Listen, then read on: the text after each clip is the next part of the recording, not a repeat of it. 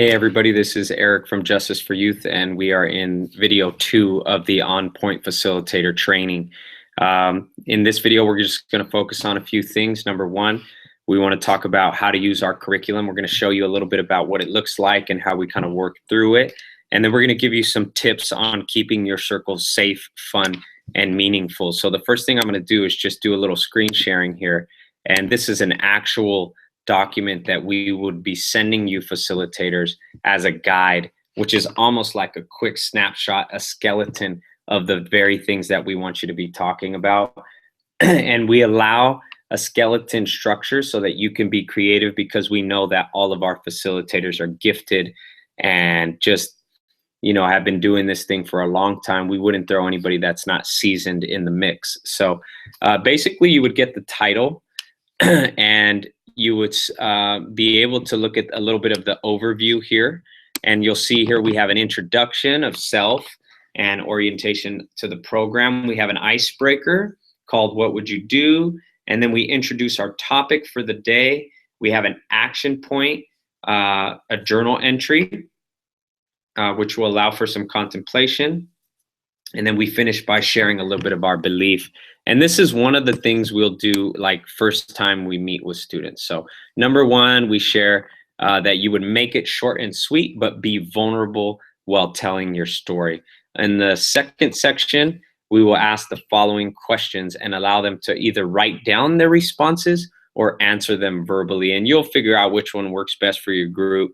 So these were the series of questions that I mentioned earlier. If you had $1 million, how would you spend it?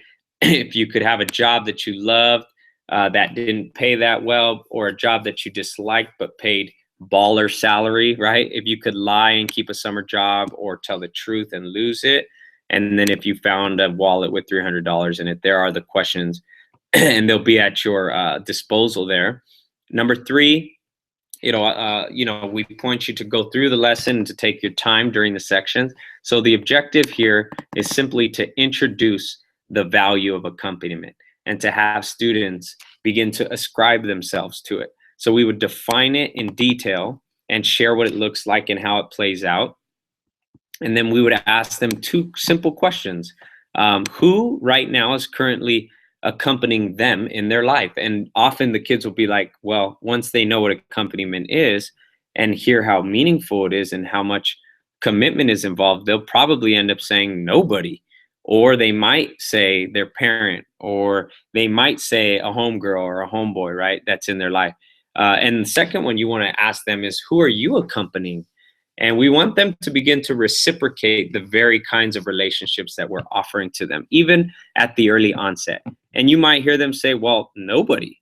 I'm living a pretty selfish life right now. Or you might hear them say, man, I'm accompanying a lot of people, right? So that's just a couple simple questions under that section. The last one is second to last in section 4, we allow students quiet time. We consider using instrumental music. We allow them to write down their feelings about themselves, and we encourage them to be honest and open. So this is an older curriculum. You can see we've kind of tweaked it in my previous videos, how I've mentioned, but there's a lot going on in here, and this kind of just gives you options.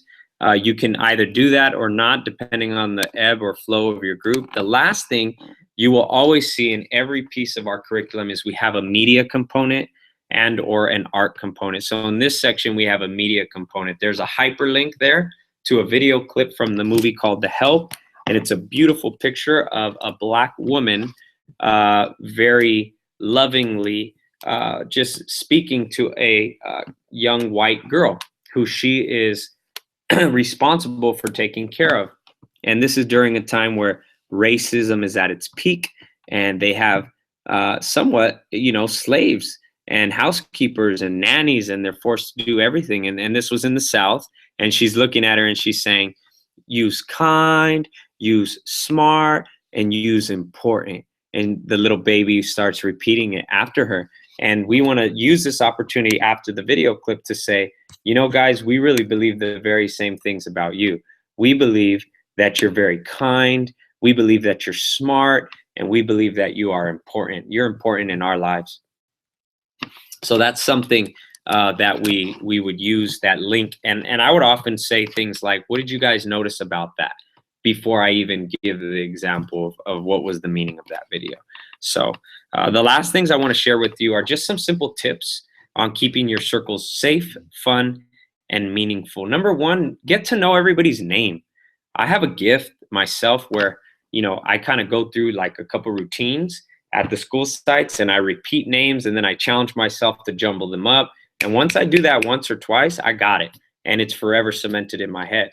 Not everybody has that gift. So maybe you might want to utilize name tags, or you might want to get some pictures of them, and create like a Brady Bunch lineup.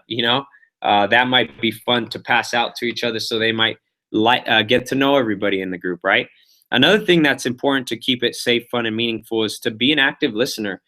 Some of the kids sometimes talk a lot, and they're sometimes, just to be honest, like they're redundant and sometimes boring, and they tell the same stories, and it's like disconnected from the theme. But you never want them to feel like what they're saying is not important. So I'm always locked in, looking at them, and I will sometimes interrupt, but in a respectful way, and I'll say, "Sean, man, I hear you," and I'll repeat what they say.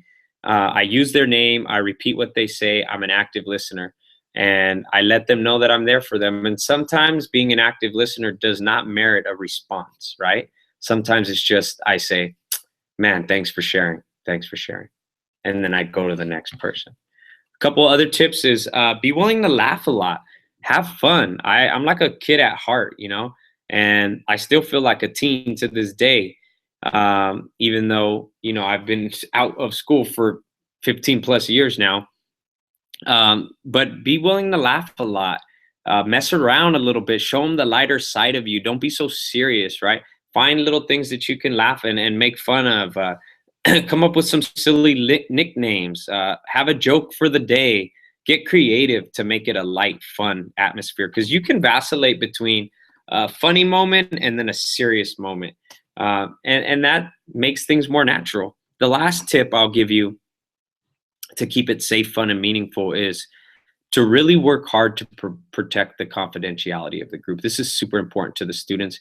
And if they see that you're not committed to this very early on, and if you're not willing to take drastic steps sometimes to maintain and protect the confidentiality, then you won't get buy-in from them. So you'll find moments where you can really prove to them, show them that it's important and that we want to keep things within the group and within the circle, and we want to keep those things sacred. So, man, I'm really looking forward for you guys to be able to get into these circles, observe, and then eventually be able to facilitate. Hopefully these videos are helping you. We have one more video that will kind of help you get started, so look out for it. Okay, talk to you guys soon.